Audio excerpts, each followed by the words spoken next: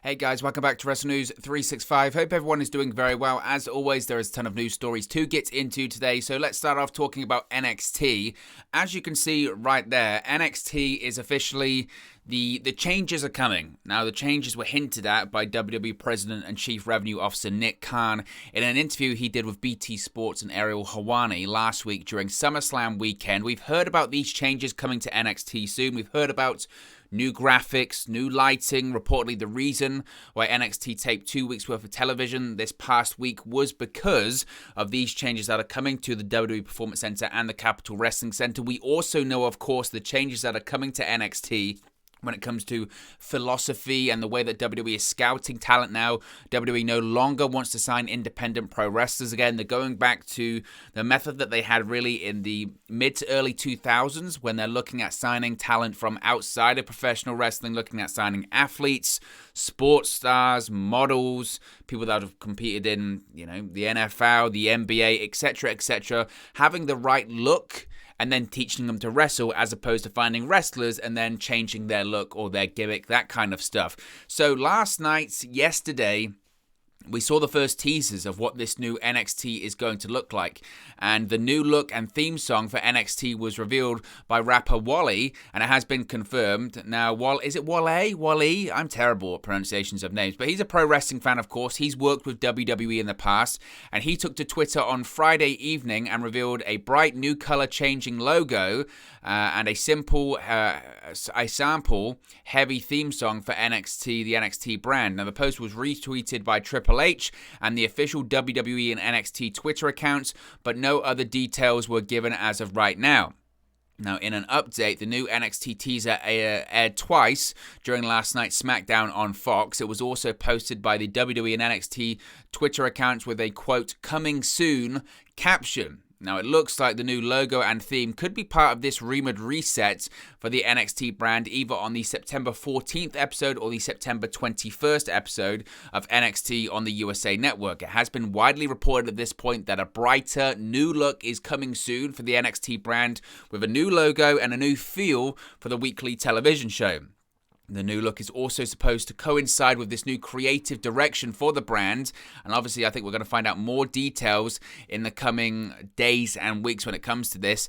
Look, I know a lot of people are disappointed by this. And I think the reason why people are disappointed by this is because the NXT as we know it at this point is dead. It's over.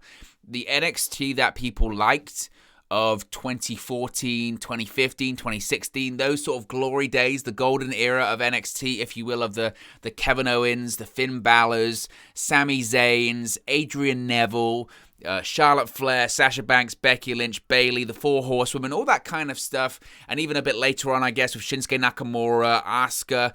Those glory days of NXT are over. They are finished. They are dead. This new NXT vision is happening whether we like it or not. Whether or not it's needed, look, honestly, and I know this might not be a popular opinion, I can see both sides of the argument. Truly, I can. I can see the sides of the argument of people saying that we liked the old NXT. This doesn't feel very Triple H. The reason NXT got really popular in the first place is because it kind of became WWE's version of an independent pro wrestling brand. It became their version of PWG. You had Raw, you had SmackDown, then you had NXT, and it had all of these independent wrestling stars, different gimmicks, a different feel. It was kind of like heavy metal in contrast to pop music on the main roster, and you could certainly see Triple H's fingerprints all over it. Triple H is a big metal fan, a big rock fan, and all of the music was very, heavy metal and rock, and all of the logos are very sort of dark and gothic, and you look at all of the NXT TakeOver logos, and the presentation felt very, very metal, right? Very underground, very... That was kind of the genre that they were going for.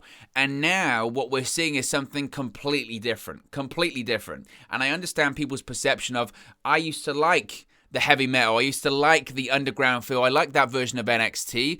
But I can also understand, genuinely I can also understand the other side of things when certain people, certainly within WWE, or certain people that have been critical of NXT over the course of the last couple of years or so will say, well, realistically, what they were doing with NXT, was that working right now? And I think the answer is no. It wasn't working anymore. Make no mistake, the NXT that's been airing recently on Tuesday nights, previous to that on Wednesday nights on the USA Network, even that wasn't the same as the NXT that was on the WWE Network. That was the biggest problem for me. The biggest problem with NXT in that Wednesday Night War against AEW, and just in general since they moved to USA, what made NXT great, their brand identity, their image, all of that, it felt like NXT's felt lost for a while. Maybe that's the best way to say it. NXT has felt lost, and its identity feels like it's been lost. The thing that was so great about NXT on the WWE Network is that it was a 1-hour show. TV was TV, but it wasn't massively important. You know, to be honest with you, if you didn't tune in, it went takeover to takeover. The crowds were great. The gimmicks were fun. And it just felt something completely different to watching WWE on Monday nights for Raw, or then Tuesday nights for SmackDown Live, or Friday nights for SmackDown on Fox. It just felt different. And I don't know, since they moved to the USA Network, since they moved to that 2-hour format, something changed. And it's difficult to pinpoint what changed, but it felt like they were becoming more and more like the main roster, but still trying to be NXT on the WWE Network. And you can't be both. You can't be both. You can't be half pregnant, as they would say. And NXT, for whatever reason, just lost their identity. They lost their way. Now, is this the answer to NXT's problems? Look, new graphics and new music and new lights and new whatever isn't going to change NXT's fundamental problems. This is what I always say about Monday Night Raw. When people say, if Raw moved to a 2-hour show, would it be perfect? No, because there are still massive issues for Monday Night Raw. There are still massive issues with the way that WWE produces television. There will still be massive issues with a lack of star power and the way that their promos are completely scripted and overproduced, and the matches it's a rematch culture in WWE. All that kind of stuff doesn't change with graphics, with lights, with new music, with all that kind of stuff. So will all of this fix NXT's issues? The answer is no. Is it a step in the right direction? Look, time will tell. The interesting thing is, look, if you want to have a rebrand of NXT, if you want to have a new logo that's less metal and less underground, and it's got lights and it's got color and it's got a different music and all this kind of stuff, and it's maybe softer, maybe in the presentation than NXT previously, you're still going to have the same wrestlers on that show. You're still going to have the same creative, arguably, on that show. So it's like glittering a turd, if you will. Not to say NXT is completely a dog turd, but you know what I mean. It's just you can drape and you can glitter things up and you can fancy them up. Does it change anything? Look, time will tell. But NXT as we know it is over. NXT as we know it is dead, and we're going to get this new era of NXT, whether we like it or not. Whether or not it's going to be a success, time will tell. I've seen those reports that people from NBC Universal, particularly obviously USA Network, where NXT airs, are concerned because in reality, this isn't what they paid for. A developmental show isn't what USA Network paid for. USA Network paid for a 2-hour show, this 2-hour third brand of WWE. They didn't pay for a show that maybe less people will watch because they might alienate whatever audience they've got.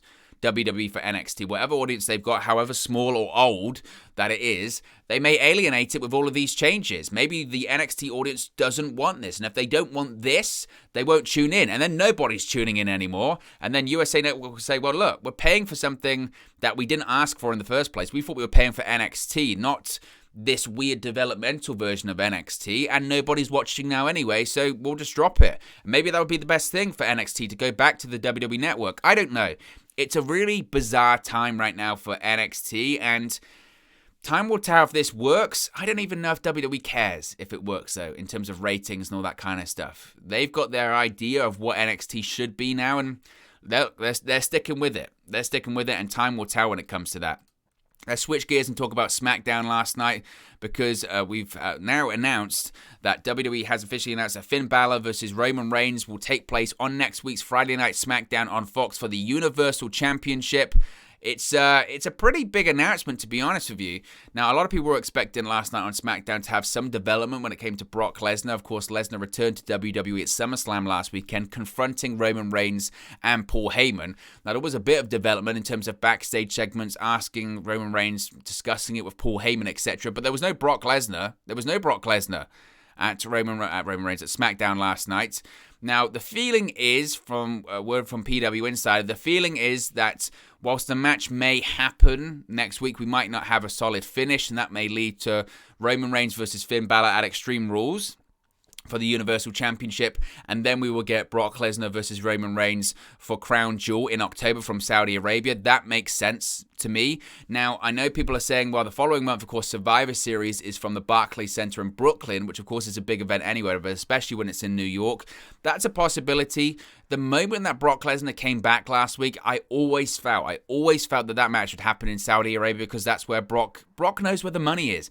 It's funny, and we've got some news when it comes to Lesnar, and we'll talk about his deal in a second, but Brock is just a very, very, very good businessman, and he knows exactly where the money is. And throughout this whole pandemic, he sat at home going, the time will come, Vince McMahon will call me, because there'll come a point when they need me, they get desperate, or they want to sell tickets again, or they want to pop a big rating. The time will come, Vince McMahon will call me, and when he does, he will offer me a lot of money. And he played it right. He absolutely played it right. So that's certainly interesting. I'm happy for Finn Balor getting the opportunity.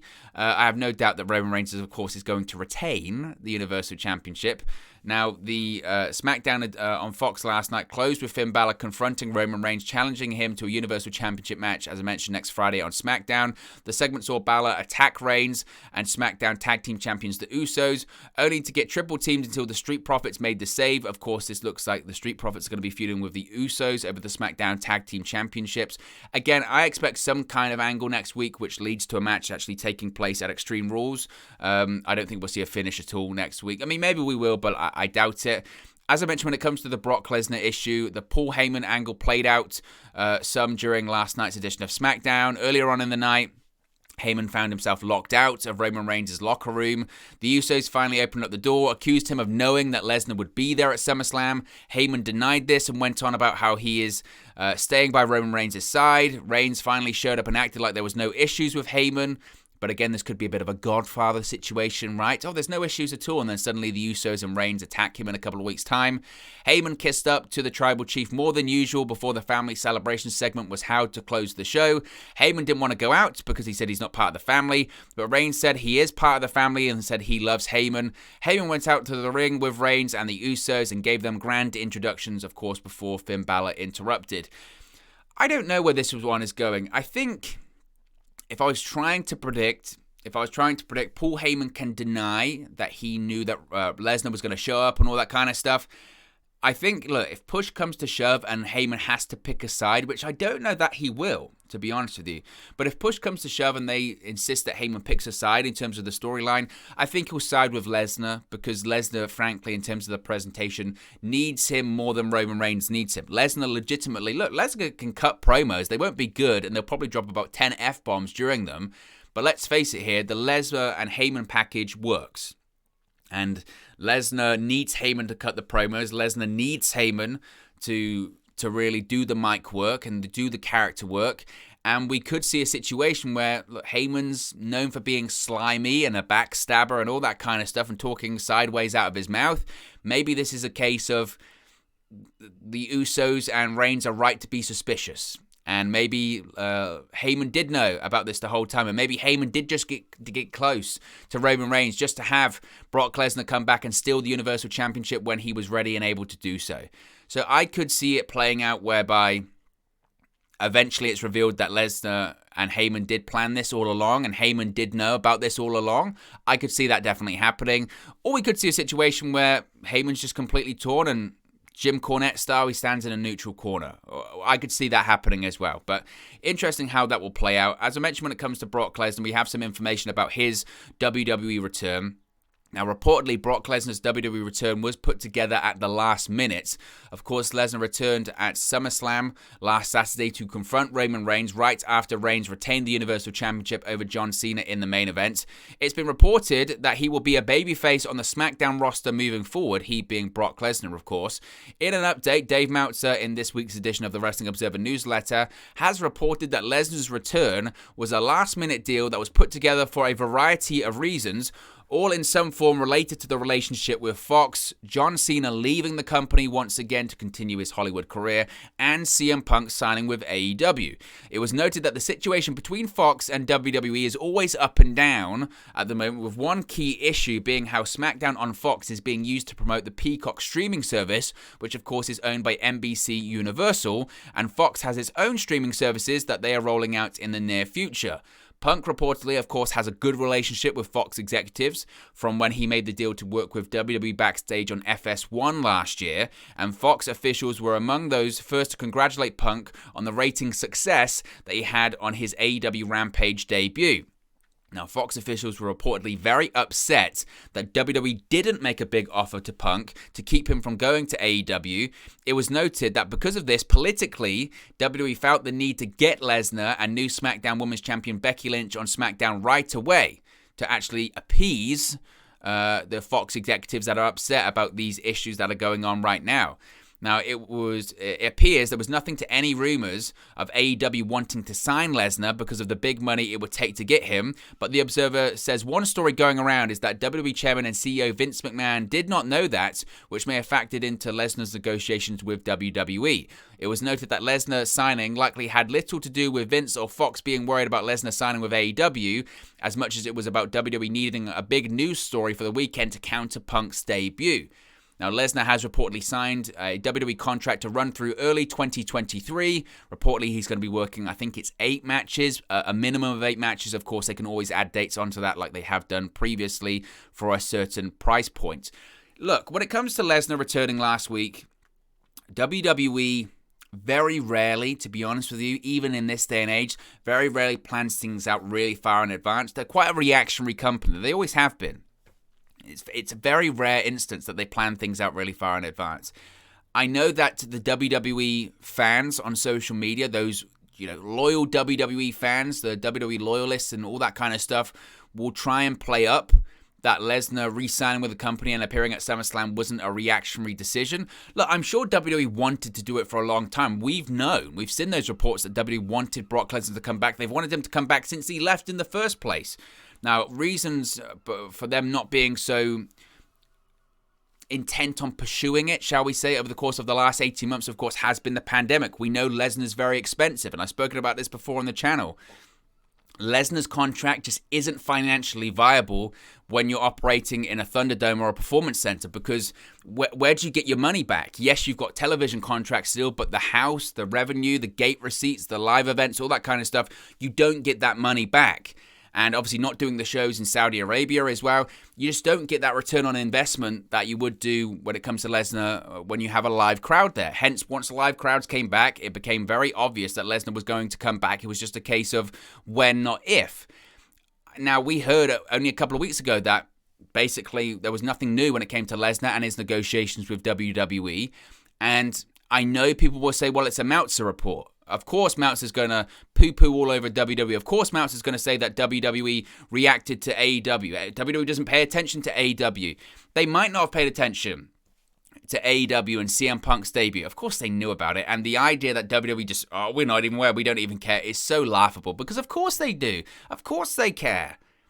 Of course they care. I think the biggest thing in this story is what they care more about is this relationship with Fox. They realized that Fox wasn't happy. Now, WWE might not care about CM Punk making his AEW debut, but Fox cared. And because Fox cares, WWE cares. And they realize, wait a minute, wait. Fox isn't happy. They're paying us $1 billion. And we don't know what's going to happen in a couple of years' time when the television contract comes up. Maybe Fox will go, you know what? Not worth it. We thought we were going to get big ratings. We thought we were going to get that. WWE are difficult to deal with as well. We're upset that they're promoting Peacock all the time because they've got a business interest in Peacock. We've got our own streaming service. A couple of occasions, they've let go the likes of Bray Wyatt and all of these other names. And now we're seeing that AEW's a bit on the rise in terms of the ratings and the key demos. CM Punk's going over there. We like CM Punk. We've got a good relationship with CM Punk. You know what? This just isn't worth it. And WWE knows that. WWE knows that. So they're doing their best to appease Fox, and that's why Becky Lynch and Brock Lesnar are all going on SmackDown right now.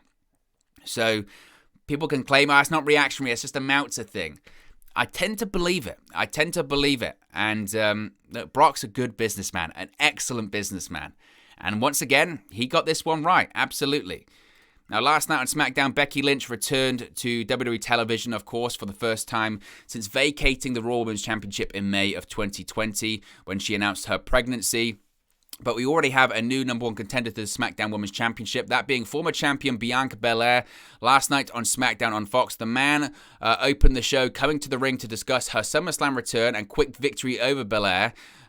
Becky Lynch talked about how good it feels to be back on top and said when she gave up her Raw Women's Championship last year, it felt like she was giving up part of her identity. But she's promised she's been working hard every day to get back where she was. Becky also said she does have a new life now and a new set of priorities. And if we thought she was dangerous before, when she was fighting for herself, we have no idea how deadly she's about to be now. Now, Lynch also addressed the backlash over how she defeated Belair at SummerSlam and said she's sorry for absolutely nothing. She tried to do a bit of a Conor McGregor impression there. She went on about how being in WWE is all about timing and how she's been waiting for this moment for a long time. Bianca Belair then interrupted and said she's not there to make excuses because that's not her style. But she's not cool with what happened at the pay-per-view. She went on about how she worked too hard and too long for Becky Lynch to erase it in 26 seconds. She also wants a rematch for the championship. So we had a number one contenders fatal four-way elimination match set that include Bianca Belair, Zelina Vega, Liv Morgan, and Carmella. Eventually, Bianca Belair got the victory, so she's going to be facing Becky Lynch once again. We don't know when this rematch is going to happen. Most likely, though, it's going to happen at Extreme Rules because the arena for the Extreme Rules pay-per-view, the nationwide arena, has announced that Belair versus Becky Lynch will happen at Extreme Rules.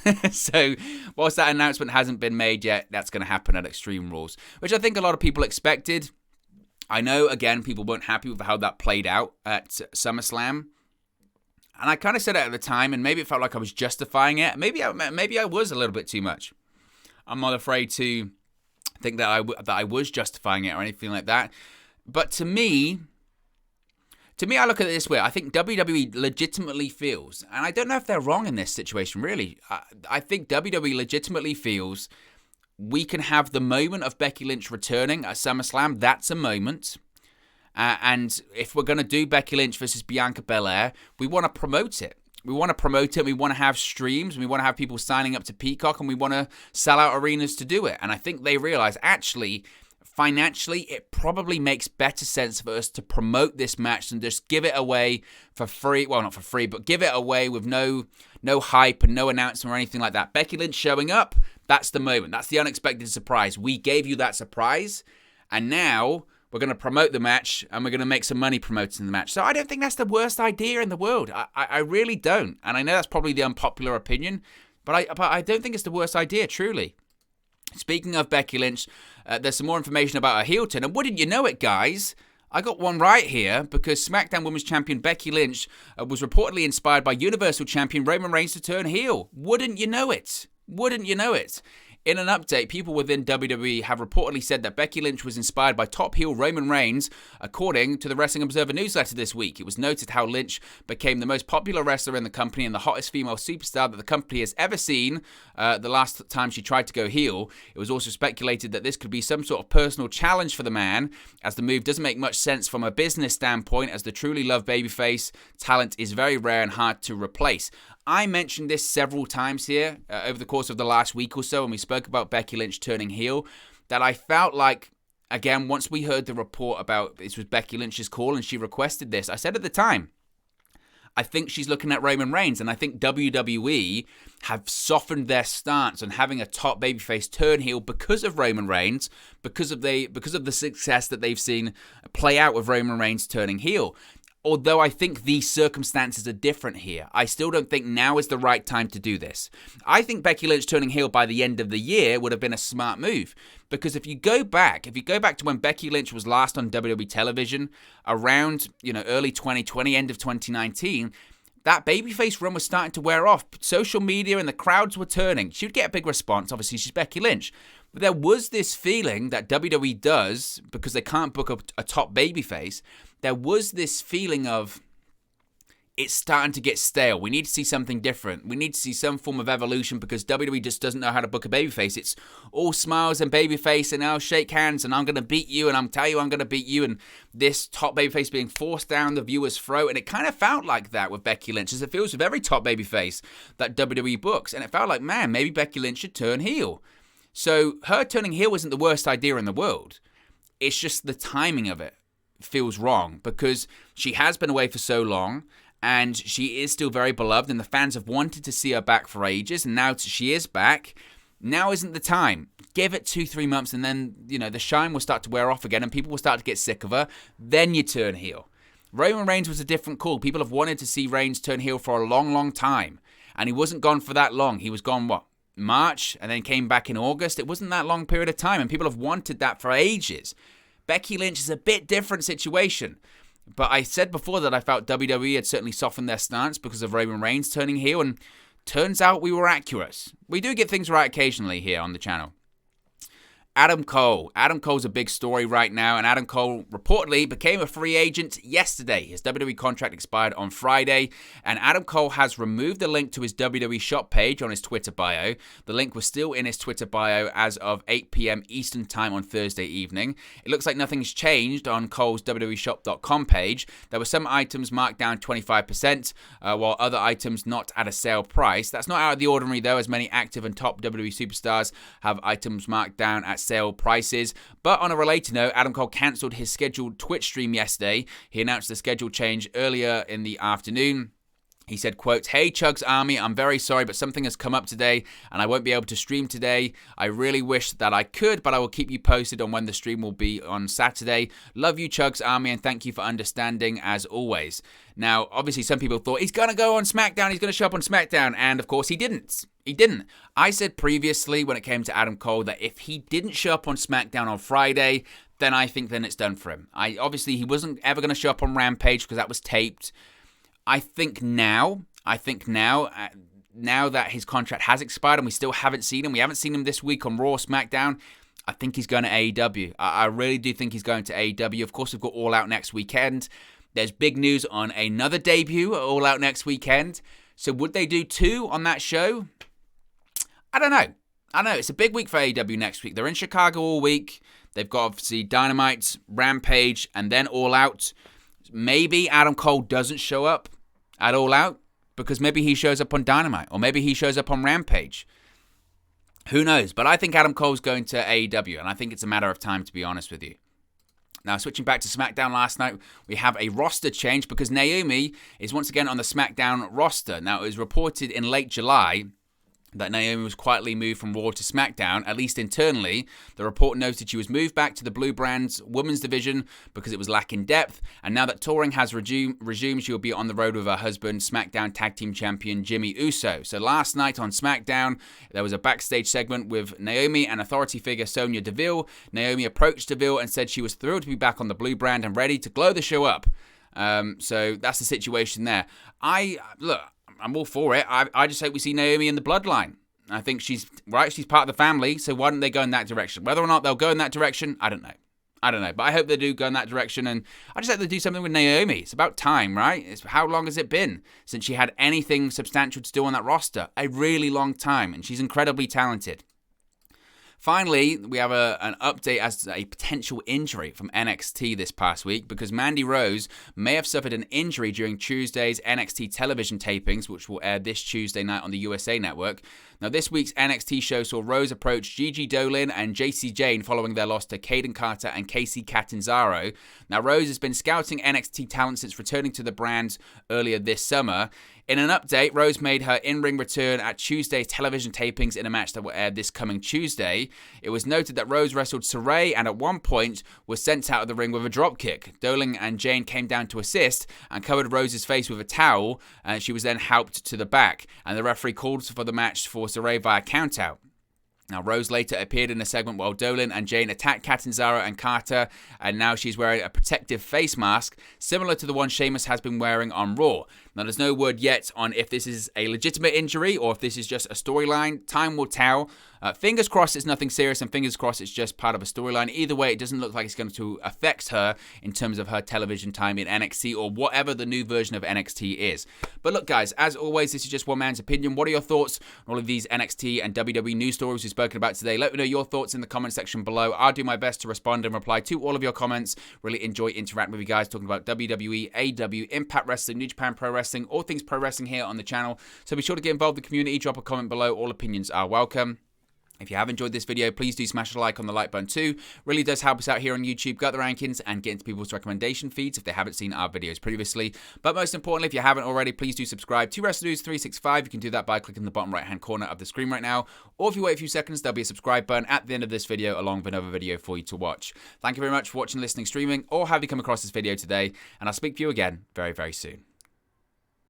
Hey guys, thank you for watching, listening, streaming, or however you come across this video today. Be sure to click on the video on the right there to watch our next video, or click the bottom there to subscribe, or the bottom right hand corner. Thank you very much, and I'll speak to you again very soon.